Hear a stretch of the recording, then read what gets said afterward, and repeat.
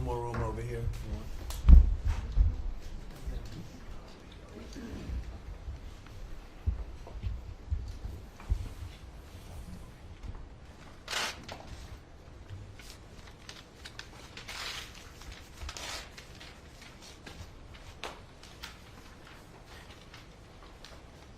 Thank you very much. We had a very good meeting. We're talking about a lot of different things. Consumer prices have actually dropped.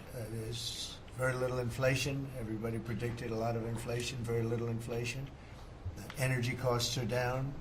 Interest rates are probably down. They scatter, but they're probably down. Prescription drug prices are even to down. We're doing very well. It's been amazing. We had a big day yesterday. There'll always be transition difficulty, but we had in history, it was the biggest day in history, the markets. So we're very, very happy with the way the country's running. We're trying to get the world to treat us fairly. This is something that should have been done 25 years ago, and it wasn't. Should have been done 40 years ago, and it wasn't. But no president was willing to take it on, but you had to. It's not sustainable. It wasn't sustainable. And as you know, without a lot of money being added, this is a lot of money that we could add, the country is making approximately $2 billion a day. And when you think of it, we've never done that before, never come close to it. And the number is probably $3.5 billion a day. And that makes us a very strong country.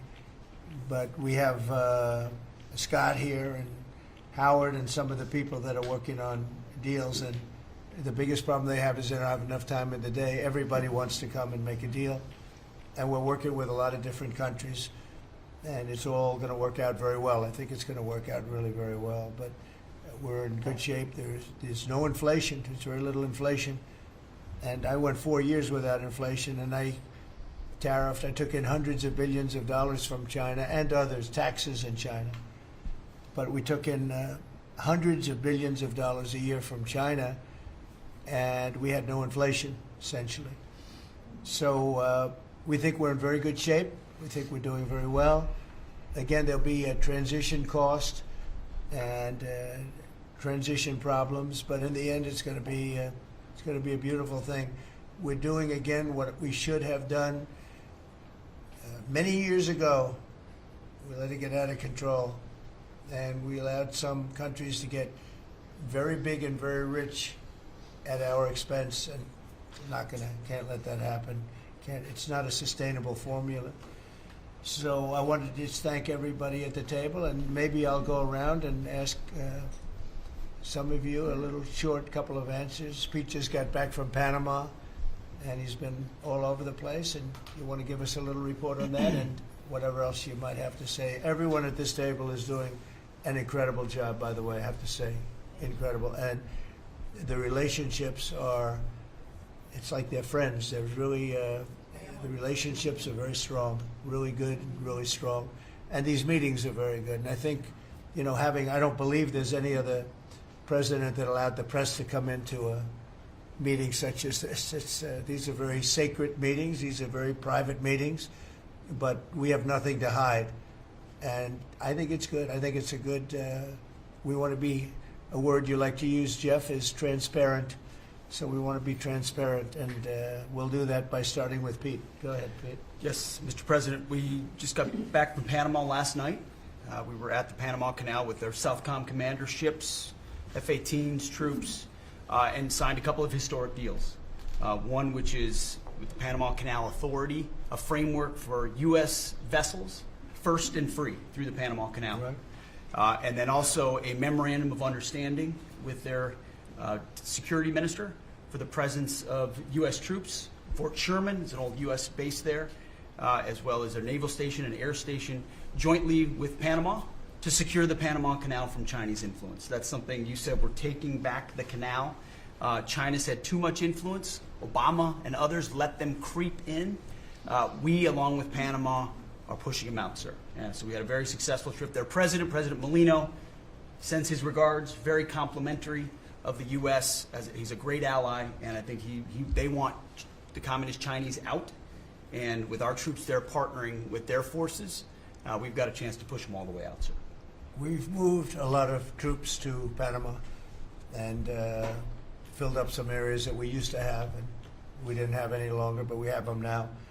And I think it's in very good control, right? Yes, sir. Okay, thank you, Pete. Very good. Howard? So, so we've have so many countries to talk to.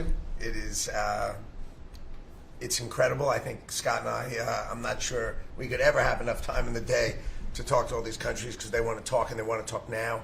And they've come with offers that they never, ever, ever would have come with, but for the moves that the president has made, demanding that people treat the United States with respect. We're getting the respect we deserve now, and I think you're going to see historic deals, one after the other. And then I'm very excited that within a week and a half, we're going to start with the gold card, and the Trump card is coming out, and we're very excited about that, and that's coming soon. So very excited. Thank you very much. Good job. Linda?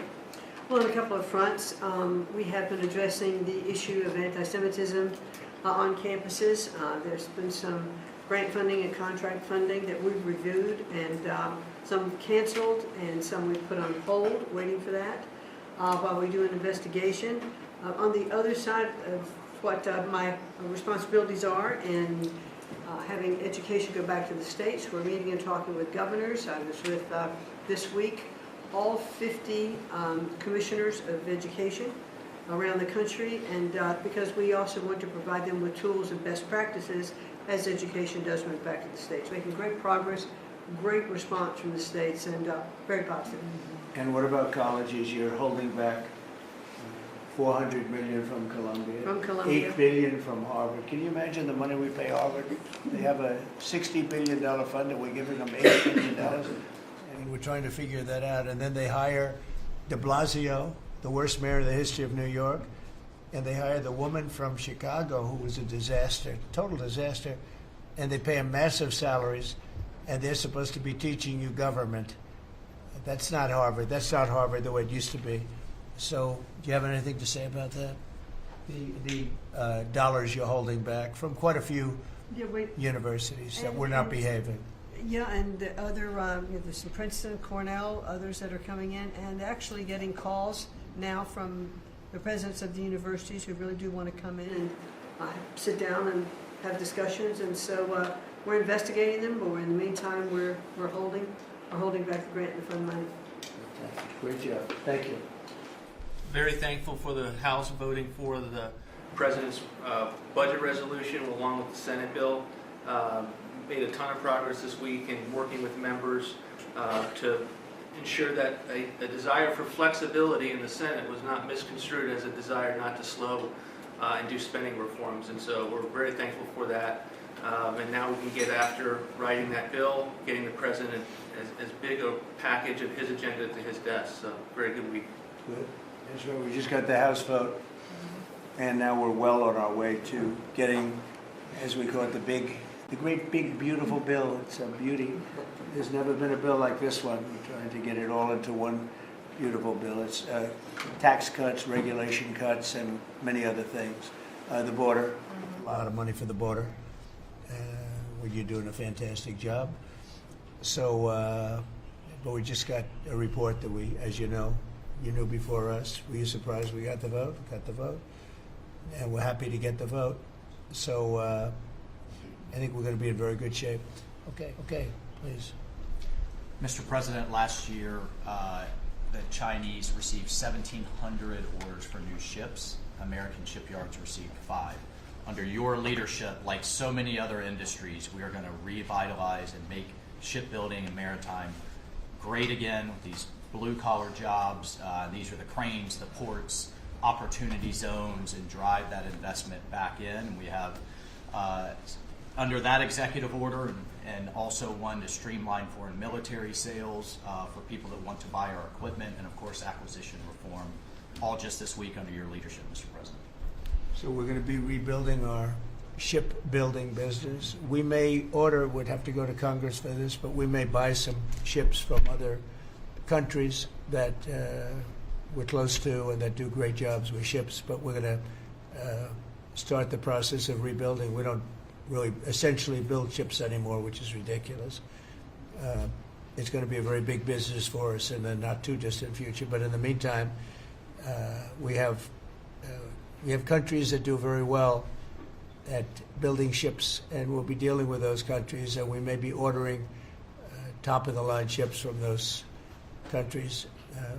And within a fairly short period of time, we'll be building our own ships. So we'll probably have to go to Congress for that, but we're not going to have a problem. Susie, thank you very much for the job you've done. Go ahead, please. I just want to make sure you know that this cabinet, I think, pretty uniquely collaborates and cooperates and works together to accomplish all that you've asked them to do, and I think they deserve a lot of credit for that. True. You're doing a great job. The chief of staff, doing a great job. Lee, go ahead. Mr. President, the Biden EPA was strangulating the economy. The Trump EPA understands it's not a binary choice. We can protect the environment and grow the economy. Working with DOGE and Elon Musk, we've now canceled $22 billion worth of grants, and we have launched what is the largest deregulatory action in the history of the country, just in one agency. That's how much of a mess the Biden EPA left us. It is going to end up reducing the cost of living. It's going to create jobs. It's going to make it easier to purchase a car. It will be easier to heat your home. We're proud of this effort. The effort that we have is fulfilling the mandate that you earned from the American public. Clean air, land, and water for all Americans, unleashing energy dominance, permitting reform, advancing cooperative federalism, making America the AI capital of the world, and bringing back American auto jobs. When you called me that day asking for me to take this position, I was honored. And you were very specific and clear in what you wanted us to accomplish. We understand our mission, and at the Trump EPA, we're going to make you proud. Great job. You're doing a great job. And you have a lot of applications for approvals for power plants, which are going to really power the regular plants, and they're going to be right next to each other because we can't rely on our grid. It's old and it's tired, and it's very subject to being attacked, whether by rain or by bombs or by anything else. And we're letting people build their own power plants, and these are a lot of them being built with the AI and beyond the AI chips, and we're letting them build their own power, and never been done before, and we're going to get it done quickly and approved quickly. As part of a plant, they'll have a sort of be their own power company, and it's very exciting. They couldn't believe it when I told them that. I said, we're going to get you the approvals very fast as part of your regular plant. You're going to build electric producing plants, and it's very exciting. And they're able to do it very quickly and very well, and you made it possible. Thank you. You have a lot of applications for some of the biggest plants that have ever been built in the world. These are serious plants, aren't they? Huh? Approved. We are open for business. Working with Secretary Burgum, Secretary Wright, we are going to make you proud. Sean? First off, Mr. President, it's Brooke's birthday today, so she keeps getting younger, so happy birthday to Brooke. Thank you. I want to thank you as well for the shipbuilding at EO. Again, to build ships, we also need mariners to sail those ships. I was just up at Kings Point for the Merchant Marine Academy a couple days ago, and we have some of the greatest young men and women who are learning how to be mechanical engineers, to rebuild and fix the engines on those ships, but also how to sail ships. I would tell you that over the past decades, this academy has become, it needs some love. It's been a little bit dilapidated. We have to invest in sailors, and I appreciate you taking the initiative. To be a global power, we have to build ships and have sailors to sail those ships. These are the very people that help Pete should we come into points of crisis to support the military. So thank you for that. Number two, the last administration announced 3,200 projects, big, beautiful roads and bridges. Most of them are good. But they announced them, they didn't sign a grant agreement. 3,200, so the money doesn't go out the door to build the infrastructure in the country. And it's fun to do an announcement. It's actually the harder work to put together these grant agreements. So we're doing the work right now at DOT to get these grant agreements done and build the projects. Most of them are good. And they also put in all of this green and social justice requirements on roads and bridges. We're pulling all that out and putting the money toward the infrastructure, not the social movement from the last administration. Good steel, right, as opposed to green paper mache. Okay, thanks. Great job. Sir, first, we are, I would say, more than friends. We've all become family, and I think that what you have assembled in your vision is a turning point and an inflection point in American history. And so just being a part of that is the greatest honor. So thank you for that. And again, just the relationships here and the honor and respect we have for each other is a reflection of you and your leadership. So I just wanted to say that first. The second thing I want to say is that on behalf of the farmers and ranchers, food security is national security. We have to be able to feed ourselves. And your idea of using tariffs along with deregulation and tax cuts, but your idea of using tariffs to ensure that we are putting forward and putting America first, no one understands that better than our farmers and our ranchers. But having said that, emerging from 4 years of Biden with a 30% increase in inputs for our farmers and ranchers, with an almost $50 billion trade deficit. When we left the first time, it was zero, meaning that they are hurting. So the period of uncertainty we're in, they know that your vision will move us into an age of prosperity for all Americans, but for my people, for the farmers and ranchers, unlike any they have seen before. And I think they are really, really excited and so grateful for your leadership. But also, you have never failed to say that you have the backs of our farmers and our ranchers. It was the first phone call that I had after I was voted with the Senate. And that message just resonates with an almost an 85% support of you in the last election. They're with you. Interestingly, the biggest budget driver at the United States Department of Agriculture is not farming and ranching or agriculture, it's food stamps. And so as we emerge and embark, Secretary Kennedy and I, on your vision of making America healthy again, a massive part of that is realigning and reworking our food stamp program so that it better serves those who need it. And yeah, to the point of getting the transgender, DEI, Green New Deal out of the USDA and realigning is really important. So Takes out of the thank military, you. right? Yes, sir. Is it 100% out, would you say? 99.9, sir. I'm going to get that last point Get the more out. rest of it. But thank you, sir. We've got a much different military, I will tell you. Thanks very much. Good job. And eggs are down. Eggs are Big, down. right? Yes, Big. yes, sir. Wholesale prices. Retail will come. Easter is the Super Bowl for eggs. So, you know, there may be a little fluctuation, but no, we feel really good about it. Thank you. That's what I hear. Thank you. Thank you. Good. I'd echo what Howard said on the trade queue, that we've got over 75 countries that want to come in. So it'll be Treasury, Commerce, Jameson at USTR, and we're putting a process in place. And as you said, you're going to be part of the negotiations too, because you know I've had these countries call me up and Secretary Bessent, we're happy you're going to be negotiating. Well, President Trump's going to be involved too. Every So detail. bring your best deal on the budget. It's moving quickly in the House and the Senate thanks to your leadership. We're also going to have debt ceiling in there, so we're going to get an increase in the debt ceiling. So, and that will be the done and dusted for Part of the bill that we just got to vote on today. So part of the bill. It'll be done and dusted for 2 years. We won't have to worry about that.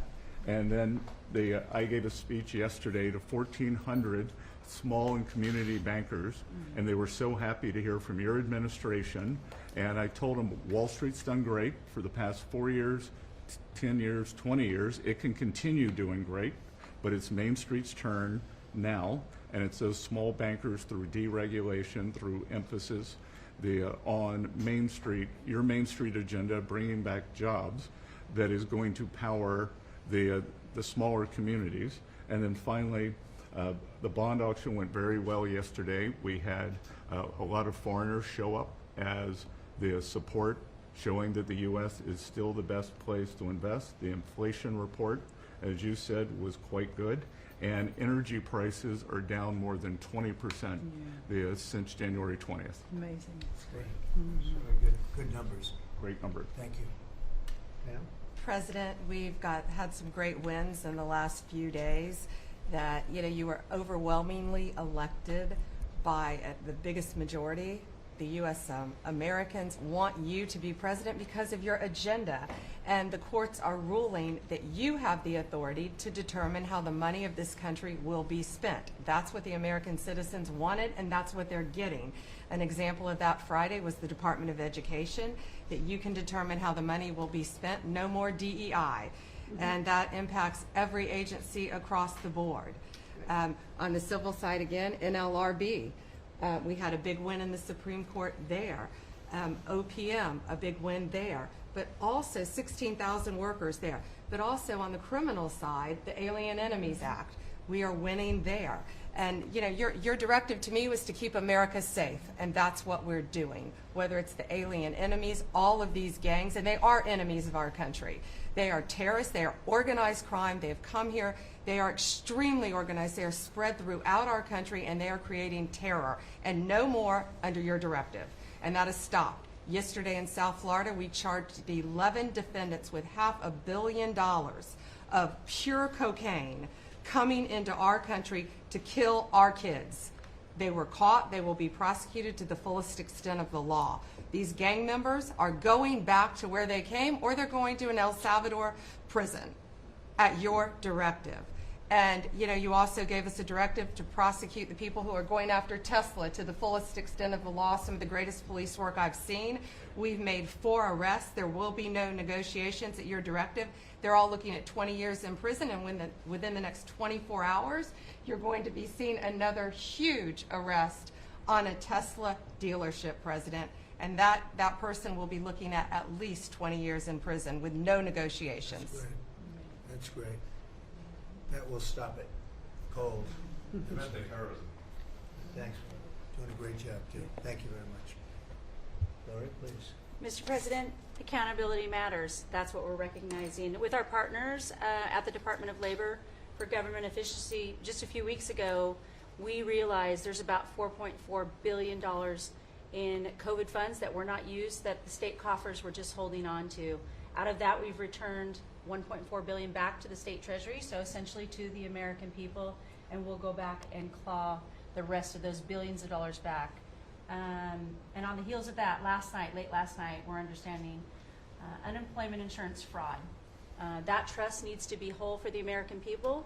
When we need it for who deserves it. That's not what we're seeing. And the numbers that we saw last night, again, exposed by our partners at DOGE, at the Department of Labor. Since 2020, over $400 million of payments have gone out already. And when you hear these numbers, apparently in the United States, we have over almost 25,000 people who are over 115 years old who are collecting $59 million that we have sent out to people. Talk about fraudulent behavior. Mr. President, 28,000 people between 1 and 5 years old have collected fraudulent payments at the tune of $254 million has gone out. And lastly, 10,000 people who have not been born yet, 15 years into the future, $69 million, and they haven't even been born yet. In one case, they will be born 129 years from now. The United States government sent them $41,000, and they're not born yet. So, under the Department of Labor, those are the things that we're uncovering. I couldn't be more honored to tell the American people that we're bringing back their dollars and we're saving them and returning them to the United States Treasury. Also, jobs numbers. Last Friday, 228,000 new jobs were reported. That is good for the American people. That is my primary job, is to grow that workforce under your leadership. So we've kicked off the America at Work tour, and we'll be visiting all 50 states, and I'll be working with my colleagues here to do just that. So thank you, Mr. President. We're going to grow this economy. We're going to keep our focus on the American worker. So you're finding tremendous fraud, though. Those numbers are really bad when you're Unheard of. over 115 years old. And I think you had mentioned the oldest person in our country is 14 years old. That's Reported. pretty good. A woman living in Pennsylvania, but apparently there's 24,000 more of them that are 115 or older that we're I giving hope you hear payments that. to. So we have 24,000 older than the oldest person. Definitely did. That's and what are we doing about that? How do we get that money back? Yeah, so we're working with our IGs to do the further investigation. The House and Senate, we had a 5-year statute of limitations. We've got an extension on that, another 5 years. And so the goal, in my opinion, we should never have a statute of limitations to return the American dollars back to the Treasury when there's fraud. But at this point, we will continue to work hard and double down and return those dollars to the Treasury. Great. Thank you. Thank you. Great job. Christie? Well, Mr. President, thank you for your leadership at the border. For the second month in a row, you have broken the record in the history of the nation for the lowest number of encounters at the border, which is absolutely remarkable. You have said that America's laws matter and that they'll be enforced, and we're hard at work now to get people to go back home that are here illegally. So the Alien Registration Act has been in place long enough now that those individuals that are here illegally, if they haven't registered, then they can be charged criminally, and they can face fines up to $1,000 a day and face deportation if they don't go home, and they'll never get the chance to come back to America. So we're encouraging people to use the CBP Home app to register, and we're working on the resources and funding to buy them a plane ticket to send them home. I went to El Salvador, Colombia, and Mexico, and those countries and others are thinking about setting up programs to support these individuals when they get back to their countries. So when they get there, they'll have housing and food assistance, and so making sure that these folks have the opportunity to go home so that they can get the chance to come back to America is important. And So it's a very big self-deport operation that we're starting. thousands of people have already Yeah. self-deported. Well, we're just going to, when you have 21 million people that need to go home because they're here breaking our laws, then we need to facilitate that. And I've been working with the governors a lot lately on several different issues. One of them has been on FEMA for recommendations on how to do exactly what you've directed us to do. And then also I sent a letter and communicated with them that they need to be setting up a SCIF. Some of our governors don't have secure facilities to have national security issues. I think one of the jobs Homeland Security has is to give communication down to states, to local cities and communities. And so recommending they get a SCIF, they have secure comms with them at all times or nearby so that they can have national security conversations, and then to have somebody in their office designated that is their communications person. A lot of them have emergency management officers, but they don't necessarily have somebody designated when it comes to a national security issue that we may need to communicate with them on. And I think American people need to know that Real ID will be required to travel on May 7th. So those governors have been notified to communicate that at home. We don't want anybody to get delayed and not be able to travel when they get to an airport. And this will also help us bring integrity back to all of our IDs and how they're used for issuing driver's licenses. And governors know how I feel about making sure their driver's licensing system has integrity, because a lot of people use their driver's license to vote. And the backbone of our country and the foundation is election integrity. So we're giving all those directions to our governors and communicating that so they can lead on it as well. And we're going to work with people so that if they go out in a nice way and go back to their country, we're going to work with them right from the beginning on trying to get them back in legally. Is that right? A chance to come back. So it gives you real incentive. Otherwise, they never come back. They'll never be allowed once a certain period of time goes by, which is probably going to be 60 days. We're also going to work with farmers that if they have strong recommendations for their farms for certain people, we're going to let them stay in for a while and work with the farmers and then come back and go through a legal process. But we have to take care of our farmers and hotels and various places where they need the people.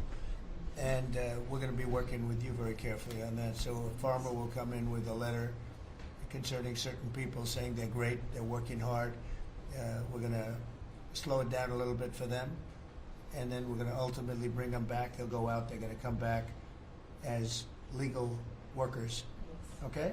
Yes, sir. Thank you. Which I think will be I think it's very important to do. Okay, thank you very much. Great job.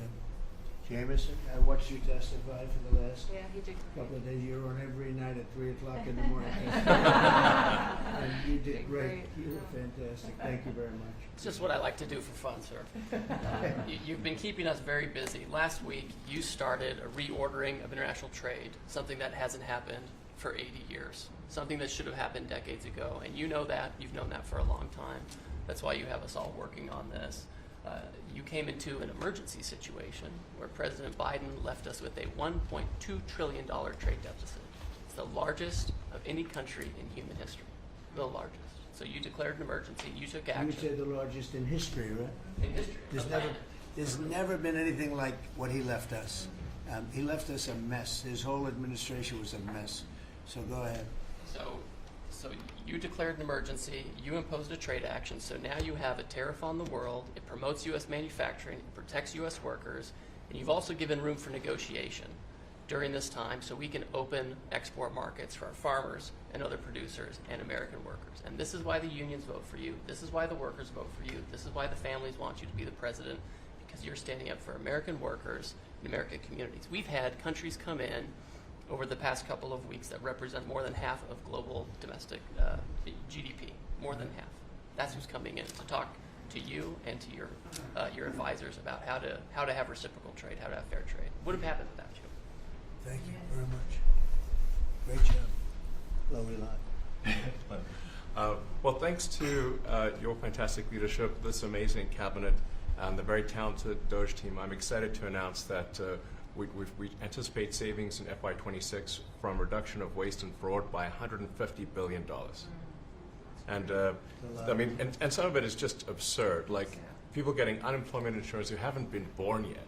I mean, I think anyone can appreciate whether, I mean, come on, that's just crazy. You know, some of these things, people ask me like, well, how are you going to find waste and fraud in the government? I'm like, well, actually just go in any direction. That's how you find it. It's very common. it's, as the military would say, target-rich environment. So I think we're doing a lot of good in excellent collaboration with the cabinet to achieve these savings. And it will actually result in better services for the American people, and that we're going to be spending their tax dollars in a way that is sensible and fair and good.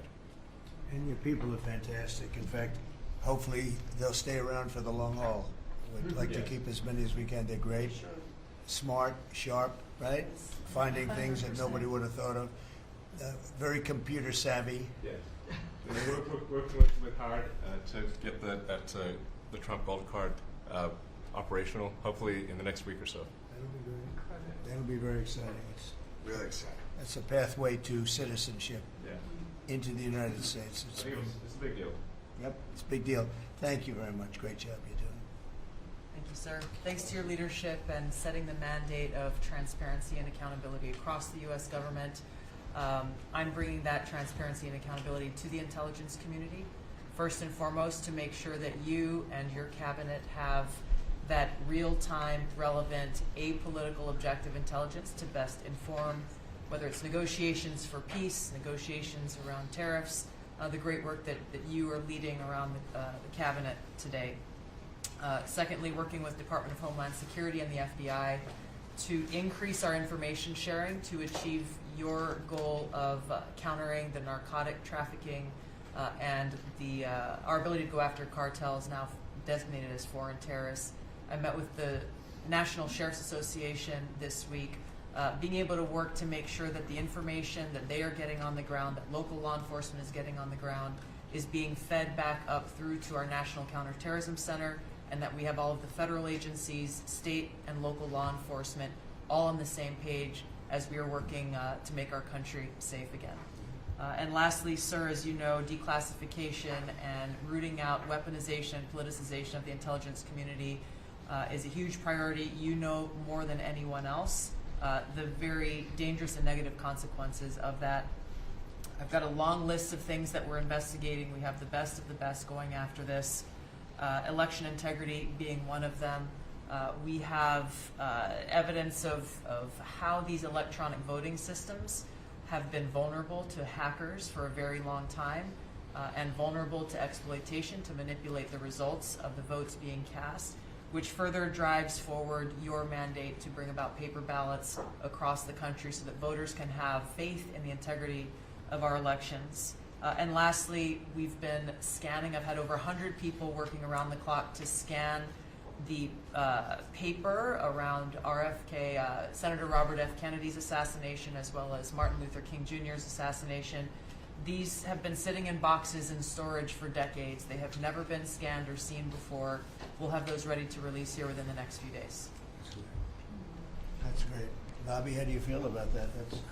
That's hitting, I'm very that's gratified hitting close, to you. That's hitting close to home, isn't Yeah, it? no When you kidding. think, I'm Yeah. thinking about Bobby when No. when that statement's made. I'm very grateful to you, Mr. President. And you'll let Bobby see some of this because, you know, it's very personal stuff. But it's time. I've asked him, and his response is, put it out. The world needs to know the truth. And his uncle that's been out, and anything that hasn't been out, they can go to your offices and see, right? Everything that we have within our possession, it's either online or it's physically at the National Archives and Records Agency. We also have hunters going out, Mr. President, and looking in the storage lockers at FBI and CIA and other agencies, specifically to find if there is anything else that has not been reported. We're actively going out and trying to search out the truth. Okay. Yeah, we want to get it all out. Yes. 100% good. Thank you very much. Good job, Dustin. Mr. President, on behalf of America's manufacturers, I want to thank you for standing up to the Chinese Communist Party and fighting for our main streets, for our workers, and for those that make things in America. I'm out on a Made in America manufacturing tour, and as I go across the country, people are grateful to have a president who's not just fighting on the tariffs fronts, but to get inflation down, to create jobs. After Biden destroyed 110,000 manufacturing jobs in just his last year, you've already brought back thousands and thousands of manufacturing jobs. So the American worker is grateful. Main Street is grateful for you.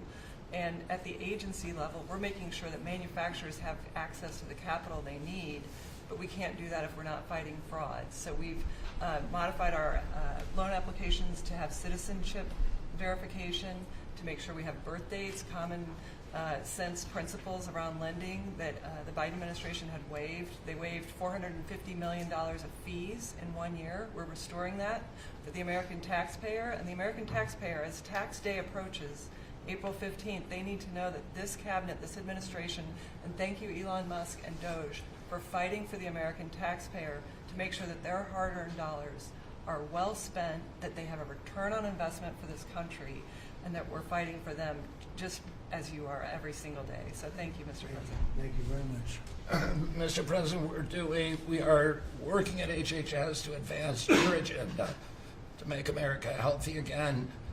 I'm working with Lee Zeldin to reassess the fluoride rules based upon the August release by the National Toxicity Program of new science that shows a direct inverse correlation between exposure to fluoride and IQ loss, particularly in children. Lee and I were in Utah this week, to announce that Utah became the first state in the country to ban supplemental fluoride. I'm working with Brooke on, and governors now in 24 states who are advancing MAHA legislation to get soda pops off of the food stamp program, off the SNAP program. We've launched Operation Stork Speed to get the bad chemicals out of baby formula. We're working with governors across the country to get good food into the school lunch programs and to get rid of food chemical dyes and other bad chemicals that are in our food. We've shown now that this directly affects academic performance, violence in the schools, and mental health, as well as physical health.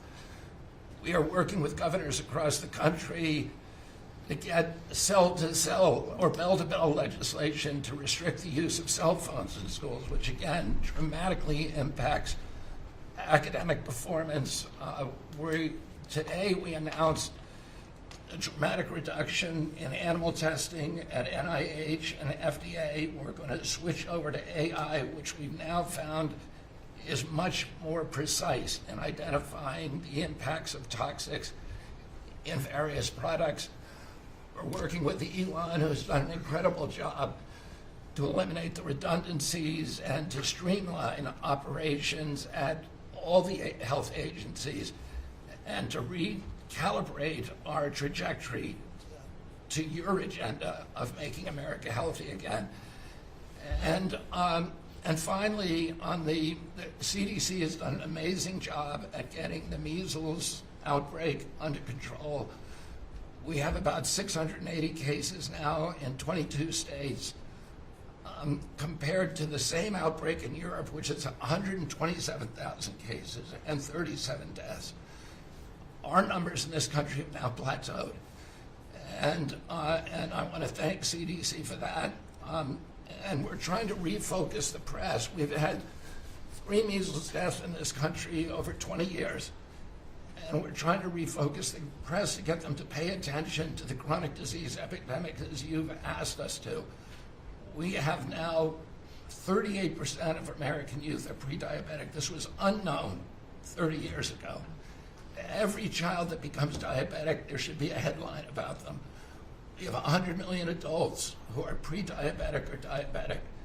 And we have, we have now, the autism rates have gone from now, most recent numbers we think are going to be about 1 in 31, 1 in 12, so they're going up again from 1 in 10,000 when I was a kid. And we are going, at your direction, we are going to know by September. We've launched a massive testing and research effort that's going to involve hundreds of scientists from around the world. By September, we will know what has caused the autism epidemic, and we'll be able to eliminate those exposures. So big. Think of that. So it was 1 in 10,000 children had autism, and now it's 1 in 31. Not 31,000, 31. That's a horrible statistic, isn't it? And there's got to be something artificial out there that's doing this. So you think you're going to have a pretty good idea, huh? We will know by September. There will be no bigger news conference than that. So that's it. If you can come up with that answer where you stop taking something, you stop eating something, or maybe it's a shot, but something's causing it. It can't be from 10,000 to. Can you imagine that, Marco? That's a big number. Thank you very much. You're doing great. Thank you, Bobby. Please. Well, Mr. President, one of your primary administration goals is to make sure that we unleash American energy, and of course the strategy behind that is when we do that, it helps make it more affordable for all Americans. Energy isn't just industry, it is the foundation of every other industry, whether it's food, manufacturing, clothing, transportation. And then also when we've got the ability to generate and not just be energy independent but energy dominant, then we have the opportunity to sell energy to our friends and allies versus them buy it from our adversaries. And our adversaries were funding terrorism and conflicts against our allies by their oil and gas sales that were going through a Swiss cheese set of sanctions. So with your creation of the National Energy Dominance Council, over half the people at this table serve on that. Everyone has been engaged, whether it's interactions with negotiations with other countries, with putting sanctions in place that actually work, with cutting deregulation, working on biofuels, building infrastructure for transportation. There's a whole range of things that are being tackled. But when in the outcome of all that is that the Biden administration was restricting supply, you're increasing supply. When you increase supply, then prices start to come down. And we have a huge opportunity to do this. Just in interior alone, there's 500 million acres of surface, 700 million acres of subsurface, and 2.5 billion acres of offshore. And the Biden administration was trying to restrict this so that you couldn't get a timber lease, you couldn't cut a tree, you couldn't graze a cow. You couldn't develop oil and gas minerals, and you couldn't develop the critical minerals we need for our technology, for our defense industries, and to be able to help us win the AI arms race against China. So we're opening up this, and with your executive orders and your work, we've on Tuesday, historic day, you ended the war on beautiful clean coal, which has been going on since Obama took office. China gets 60% of their electricity from coal. They're opening up they've opened up 94 gigawatts of coal in the last year as part of this AI arms race. 94 gigawatts, that's enough for 94 Denvers to be able to, 1 gigawatt per metro area like that. It's unheard of. So we have an opportunity under your leadership to come back. The Gulf of America had its first offshore lease sale, which is scheduled for later this year, but that was, the industry loved that because we're now, the Gulf of America is now open for business again. And there's as much as 7 billion barrels of oil accessible now. They've increased the upside of what they think that is. On the coal front, the estimate is the financial value of the coal in America is $8 trillion. That was an asset on the balance sheet that we've now being put back on again. And of course in Alaska, with your separate executive orders to unleash Alaska energy between ANWR, the North Slope, the Strategic Petroleum Reserve Alaska, all of those, we've reversed Biden decision. Those are all open for business again. And all of this is leading to the investment coming to America. The smart money is coming to the U.S. That's why we've got trillions of dollars of investment that are showing up at the door, because they know if they're going to do manufacturing here, there's going to be energy to power their plants. And so again, thank you for your leadership and thank you for everything you're doing. Very good. Thank you. Marco? Well, Mr. President, one of the most important things I believe you'll achieve in your presidency is reordering the world in a proper way. For 31 years, more than 31 years now, multiple administrations have allowed the Chinese to deindustrialize this country, to take away jobs and factories and the pillars of our national strength. And what you're doing now, I think, is a great service to our country, but ultimately to the world. And I want to congratulate you and your team that's working on that, because it has extraordinary geopolitical implications, as you see from all these other countries that are now coming here and wanting to join something that actually makes it's crazy to allow these. I mean, basically, we lived in a world where Chinese companies can do whatever they want in America, but our companies cannot do anything over there unless they allow it, and even then they steal our stuff and reverse engineer it. So just reordering all of that has dramatic implications on peace and security of the world. So we thank you. An important meeting, thanks to you, is going to happen on Saturday for the first time in a long time. There'll be direct talks between Ambassador Witkoff and a top-level leader in Iran. We hope that'll lead to peace. You've been very clear what Iran is never going to have is a nuclear weapon. And I think that's what led to this meeting, and we'll wait for him to come back from it. And we're hopeful about that. I would also say that we are receiving, and I think the Department of Homeland Security can confirm this, historic cooperation from countries all over the world. Number one, in taking back their citizens. Every country in the world has to take back people that are illegally in another country. And we have countries that refuse to do it or will kind of ignore our calls. All of them are doing it. The ones that are not are paying a price. And we've also found cooperation in other countries that are willing to take some of these people, some very dangerous criminals. I know the President of El Salvador will be here next week, has really been a good friend of the United States in that regard. These are some of the worst people you'll ever encounter. And Pam knows this, and Christy knows this from the work they're doing. And one last point I want to make, Mr. President, and again, it's under your leadership, it's actually under your executive order. If you come to this country as a student, we expect you to go to class and study and get a degree. If you come here to vandalize a library, take over a campus, and do all kinds of crazy things, we're going to get rid of these people, and we're going to continue to do it. So when we identify lunatics like these, we take away their student visa. No one's entitled to a student visa. The press covers student visas like there's some sort of birthright. No, a student visa is like me inviting you into my home. If you come into my home and put all kinds of crap on my couch, I'm going to kick you out of my house. And so, that's what we're doing with our country, thanks to the President. And last but not least, very important development this week, but both Pam and I were very excited. The finest higher education institution in the United States, University of Florida, is also now the national champions in basketball, and we hope you'll host them here soon, Mr. President. Go Gators. They're coming. Good for the SEC. They're coming, guys. Congratulations. Well, thank you very much. You're really doing a great job. We appreciate it. Any question? Mr. President, can you give us a reaction to today's stock market drop, and also give us a sense of the next steps with China? Well, I haven't seen it because I've been here for 2.5 hours, so I'll be seeing it. I think Scott went out. Scott, you want to have a statement on that? Sure. Look, the up 2, down 1 is not a bad ratio, or up 10, down 5. And I think as we have talked about, as we go through the queue and settle with these countries who are going to bring us their best offers, we will end up in a place of great certainty over the next 90 days on tariffs. But we had very good inflation numbers today. Oil's down. We had a successful bond market, so I don't see anything unusual today. And next steps for China, sir? Well, we'll see what happens with China. We would love to be able to work a deal. They've really taken advantage of our country for a long period of time. They've ripped us off beyond nobody. How people stood for it, sitting in my position, is not even believable. And we're talking about many presidents, not just a couple. But they did, and all we're doing is putting it back in shape. We're resetting the table. And I'm sure that we'll be able to get along very well. I have great respect for President Xi. He's been, in a true sense, he's been a friend of mine for a long period of time. And I think that we'll end up working out something that's very good for both countries. I look forward to it. Mr. President, China retaliated today by reducing the number of American films that can be shown there. What's your reaction to them now targeting cultural exports from the United States? I think I've heard of worse things.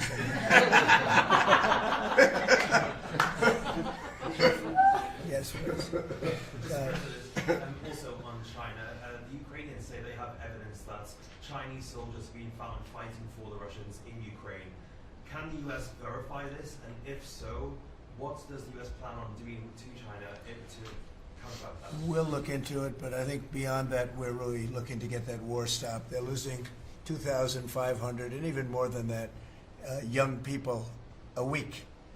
They're Russian and they're Ukrainian. They're not American, but they're people. And we're seeing if we can get it stopped. And I think we're making progress. I appreciate the ballerina who was released. It was at the request of a very good friend of all of ours, actually.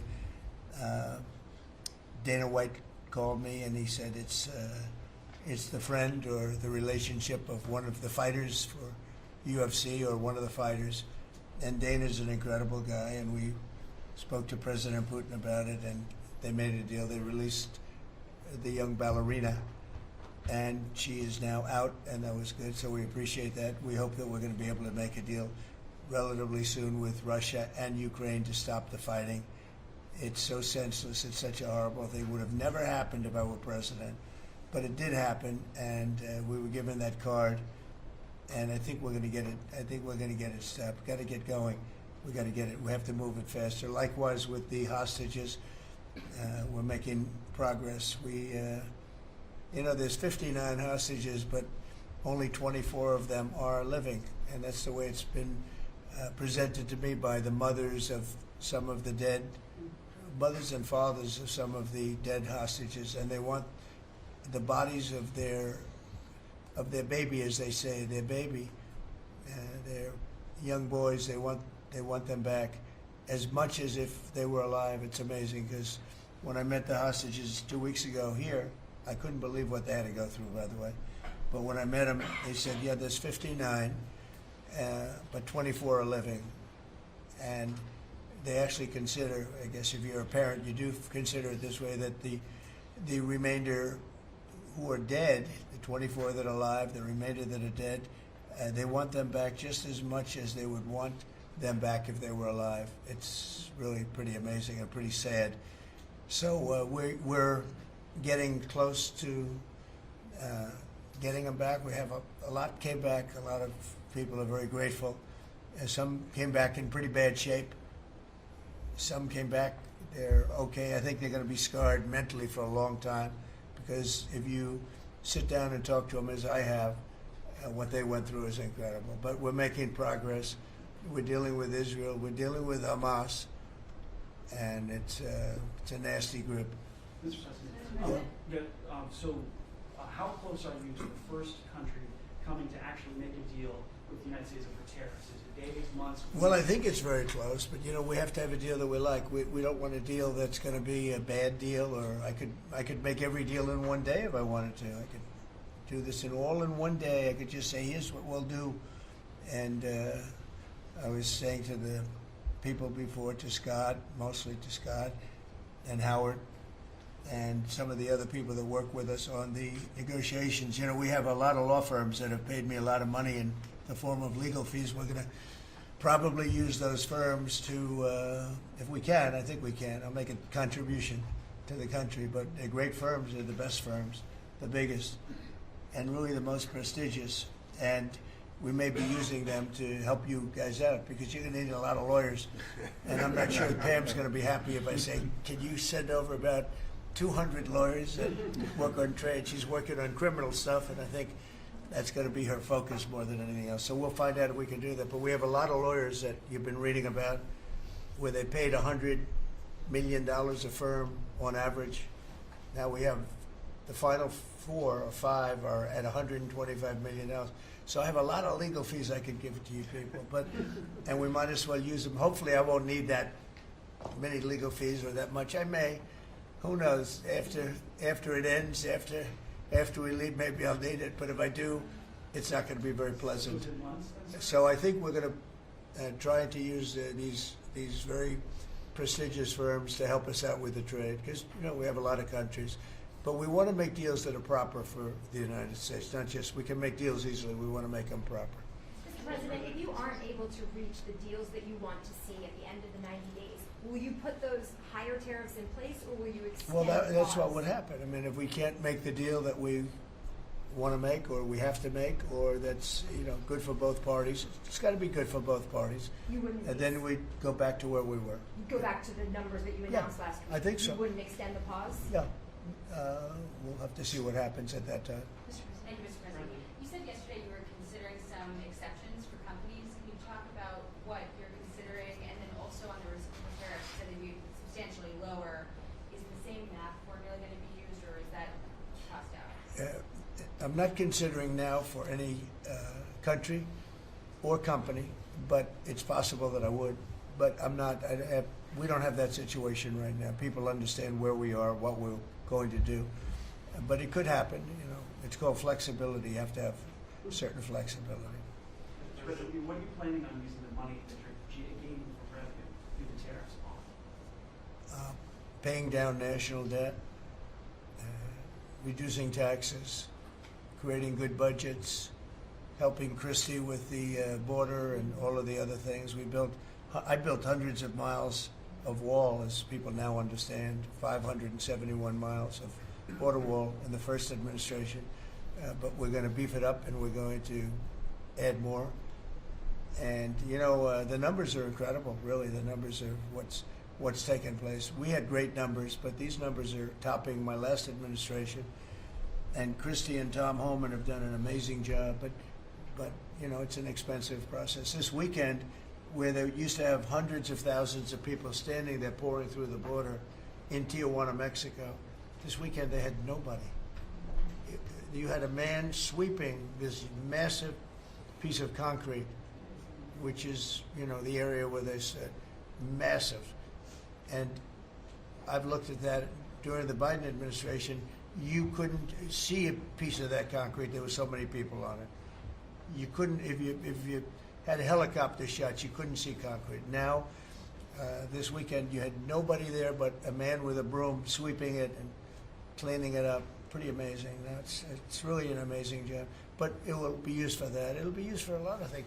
It'll be used by the Department of Justice for doing a great job. Pam is doing a fantastic job. So it's going to be used for a lot of different things. Mr. President, on a 10% tariff, is that a basement? Is that the It's a floor? baseline. Can countries negotiate that to bring that It depends down? on what they're adding. Some countries we have massive deficits with, or they have big surpluses with us, and others it's not that way. So it depends. That's why it's really they're all different. Every country is different. Some have certain advantages that others don't have, and certain things. We have some. China has a surplus of $1 trillion. I mean, the numbers are crazy. And others have basically no surpluses. You know, we have some that are pretty even, but they hurt us in other ways. One is a little bit different. So are you negotiating with the EU as one bloc or individual nations for the tariffs? We're looking at it as one block. They've been very tough, but they were very smart. They were ready to announce retaliation, and then they heard about what we did with respect to China and others, but China, and they said, you know, we're going to hold back a little bit. They decided to hold back. I thought they were very smart. Look, the EU is very smart, but they really have taken advantage of the United States. They were formed for the purpose of taking advantage of the United States. And I don't blame them, and I don't blame China. I don't blame anybody. I blame the people that were sitting at that desk in that other beautiful Oval Office for allowing it to happen. Many presidents I blame. They should have never allowed it to happen. And I'm doing something that a lot of them wouldn't want to do. But I'm here, I do those things, and we're going to make this country great again. We were taken advantage of by almost everybody. I sat back in the last administration. I would actually read them. I don't have to read them now. I know them so well. I would read some of these documents that were signed, deals, and I said, who would do a deal like this? Who would do it? You've seen it, Elon. Yeah. I'd look at deals where it's so one-sided. Even we have a deal with Japan, and we get along great with Japan, and we had the Prime Minister here. He was fantastic. As you know, Abe was great. Shinzo was great. He was a good friend of mine, unfortunately no longer with us. But we defend them, but they don't have to defend us. I said, that doesn't sound too good. But we have a deal, where a defense deal. We pay hundreds of billions of dollars to defend them. But if for any reason, in other words, we pay all the money. They don't pay anything. But if we're ever attacked, they don't have to do a thing to protect us. I said, well, that sounds like a wonderful deal. So that's just one out of thousands. And I just wonder who did this. And it's people that either hate our country or didn't care, an expression that you use. I think it's really a lot of them didn't care. It's just hard to believe how bad they are. Now that's a little bit of a defensive deal, but I'm talking about trade deals, the same thing. They're so bad, you would say, how come? And even when I'd renegotiate, like I'd go to a country, they'd give me everything I asked for. I said, why didn't somebody ask for it like originally? They give me everything.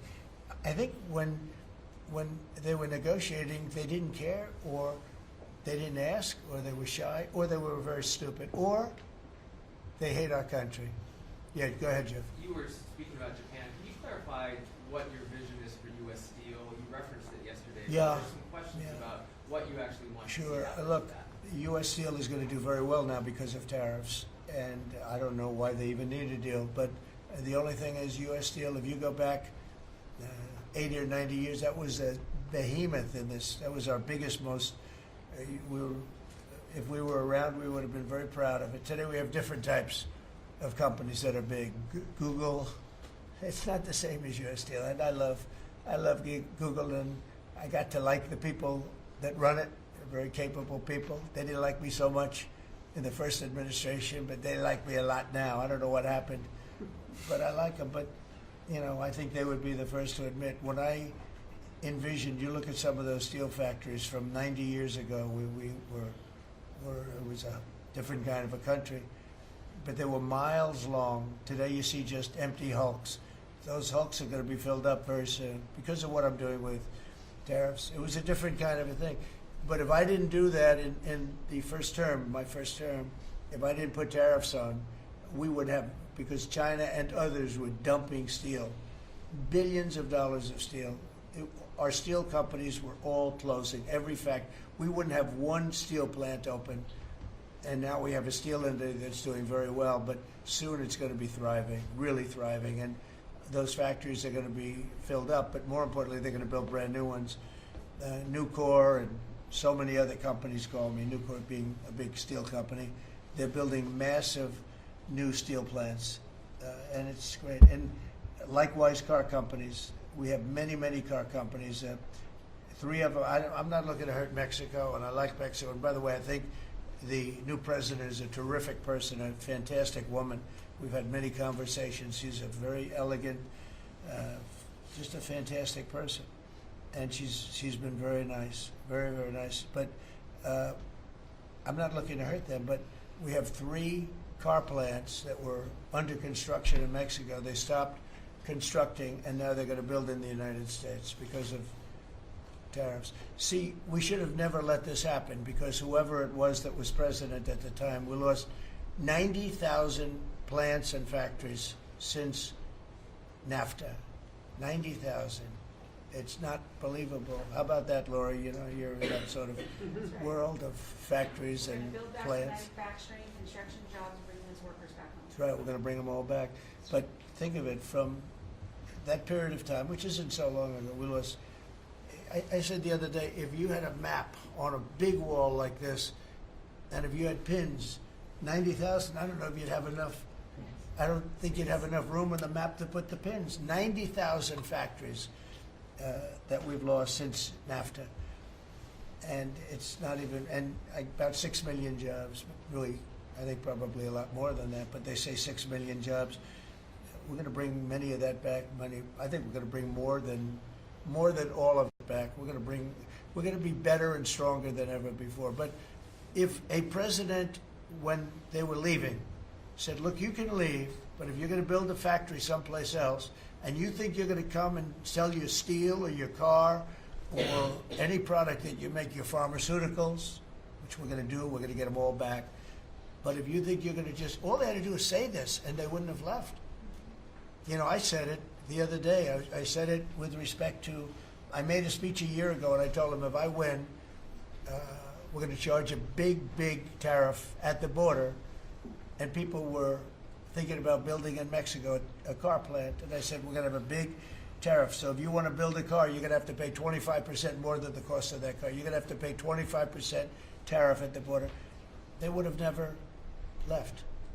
They could have kept everybody. If a president said, if you leave this country, you leave Michigan, you leave Detroit, you leave anybody, any of our states, because to me they're all the same. I love them all.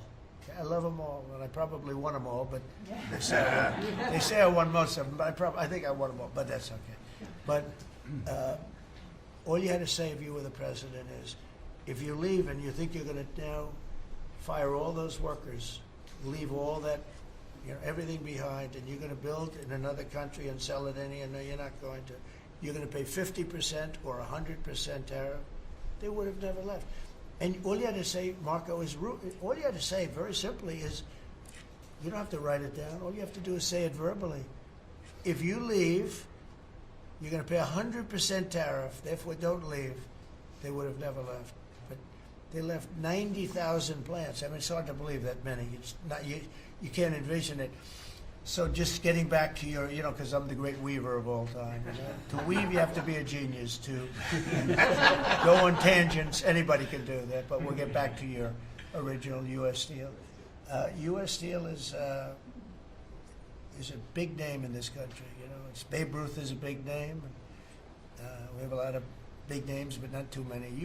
U.S. Steel is one of the great names in the history of our country.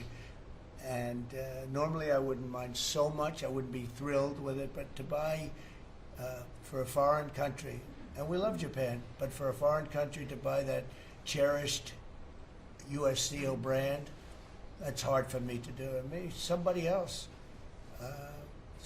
may want it. The company Nippon that's involved with it is a big, powerful company who do a good job. But why can't they just build a plant themselves? I mean, why do they have to, you know, take U.S. Steel? So as you know, I rejected the deal. Now they've come back in a different form. They're coming back as an investor. And, you know, I feel better about that, I guess. But, you know, I know them very well. I know the thinking. It's the investor. They'll invest, and somebody else maybe is sitting in this chair, and they will no longer have an investment. They'll have the whole thing. You know, that's the way it works. Very smart. They're very, very smart people. We're dealing with very smart people throughout the world. Great geniuses, actually. Look what they've done to our country. And again, I don't blame China. I don't blame anybody. If I could have done it, if I were in that position, I'd have great respect. I have great respect for the people. They ripped off the United States, and all we had to do, have a president that knew what the hell was going on. And none of those countries would have left. Those companies, none of them would have left. So that's a little lesson in basic business. And it's really basic business. It's not complicated business. It's very basic business. And we'd have every one of those car plants going just the way they were 30 years ago. None of them would have left, but now they're coming back. Mr. President, the Labor Department has confirmed that $400 million went to fake people for unemployment benefits. Yeah. I just want your initial reaction. I think it's terrible. I just heard it from Lori, and I appreciate it, and you heard it from Elon's people, right? That's right. Elon's done a fantastic job. Look, he's sitting here, and I don't care. I don't need Elon for anything other than I happen to like him. But I'm telling you, this guy did a fantastic job. I don't need his car. I actually bought one because, and they said, "Oh, did you get a bargain?" No, I said, "Give me the top price." I paid a lot of money for that car. But honestly, he makes a great car. You know what I do with it? I let the people in the office drive around in it.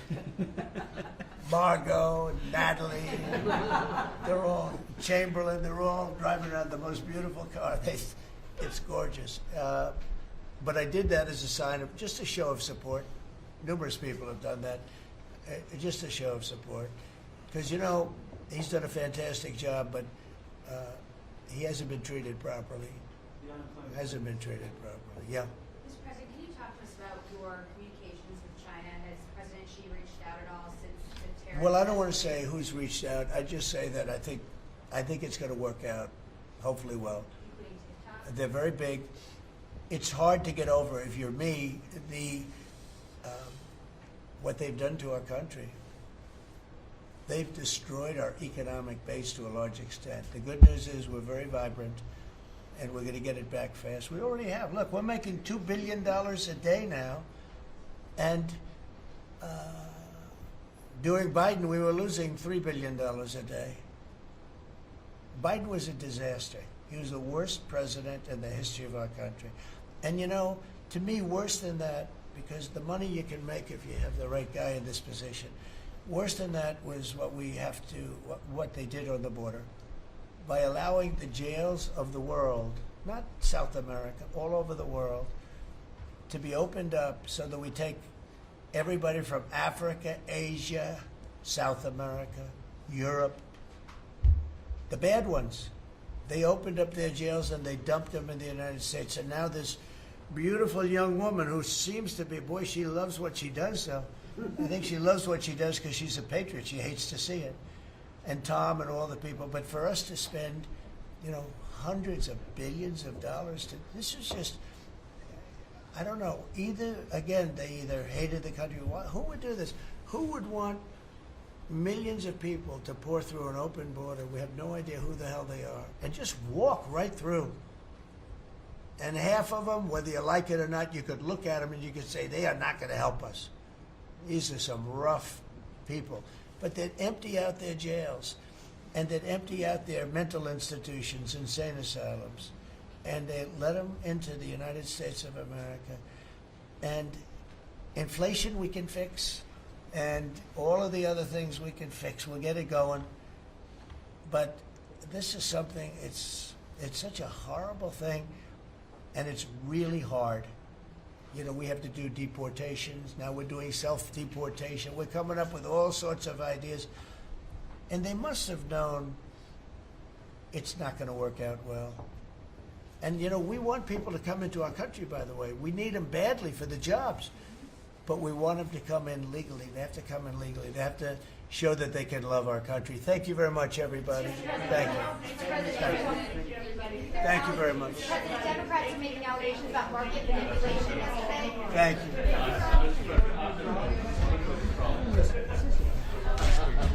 you.